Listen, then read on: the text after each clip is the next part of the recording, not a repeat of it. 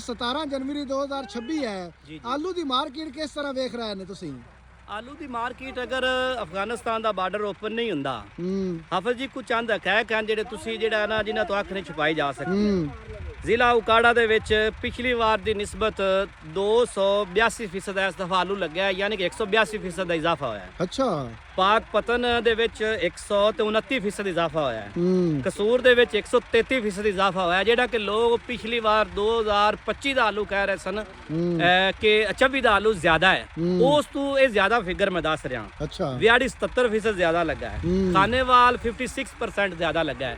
ਇਹ ਇੱਕ ਸਬਜ਼ੀ ਹੈ हाँ जी ਔਰ ਇਹ ਸਬਜ਼ੀ ਜਿਸ ਵਕਤ ਤੱਕ ਮੈਨੇਜ ਨਾ ਹੋਵੇਗੀ ਇਹਦਾ ਰੇਟ ਆਇੰਦਾ ਆਉਣ ਵਾਲੇ ਸਾਲਾਂ 'ਚ ਵੀ ਇਹ ਮਜ਼ੀਦ ਕਿਸਾਨ ਨੂੰ ਨੁਕਸਾਨ ਕਰੇਗਾ, सही ਕਿਉਂਕਿ ਆਲੂ ਇੱਕ ਜ਼ਰੂਰਤ ਹੈ ਸਿਰਫ ਸਬਜ਼ੀ ਦੇ ਤੌਰ ਤੇ, ਨਾ ਕਿ ਗੰਦਮ ਔਰ ਧਾਨ ਦੀ ਤਰ੍ਹਾਂ ਦੀ ਜ਼ਰੂਰਤ ਹੈ। सही ਜਿਹੜੇ ਦੋਨੋਂ ਮੈਂ ਤਜਜ਼ੀਏ ਦੱਸੇ ਨੇ, ਇਹ ਜਿਹੜੇ ਲੋਕ ਕਹਿੰਦੇ ਨੇ 11 ਲੱਖ ਏਕੜ, 11 ਲੱਖ ਏਕੜ ਨਹੀਂ, ਆਲੂ ਕਾਸ਼ਤ ਹੈ 16 ਲੱਖ ਏਕੜ। ਤੁਹਾਡੇ ਮੁਲਕ ਦੀ ਮਜਮੂਈ ਤੌਰ ਤੇ ਜ਼ਰੂਰਤ ਹੈ 3.5 ਲੱਖ ਏਕੜ। तो ये तो बहुत ज्यादा लग गया है। ਬਹੁਤ ਇੰਤਹਾਈ ਜ਼ਿਆਦਾ ਲੱਗ ਗਿਆ ਹੈ। ਔਰ ਇਸ ਦਫਾ ਜਿਹੜੇ ਕਿਸਾਨ ਸਨ ਨਾ ਫਲੱਡ ਏਰੀਆ ਵਾਲੇ, ਉਹਨਾਂ ਕੋਲ ਕੋਈ ਆਪਸ਼ਨ ਮੌਜੂਦ ਨਹੀਂ ਸੀ, ਉਹਨਾਂ ਵੀ ਆਲੂ ਕਾਸ਼ਤ ਕੀਤਾ ਹੈ। सही ਅਸੀਂ ਕੋਈ ਵੀ ਫਸਲ ਜਿਹੜੀ ਹੈ ਨਾ ਉਹ ਹੋਮਵਰਕ ਨਾਲ ਨਹੀਂ ਕਰ ਰਹੇ।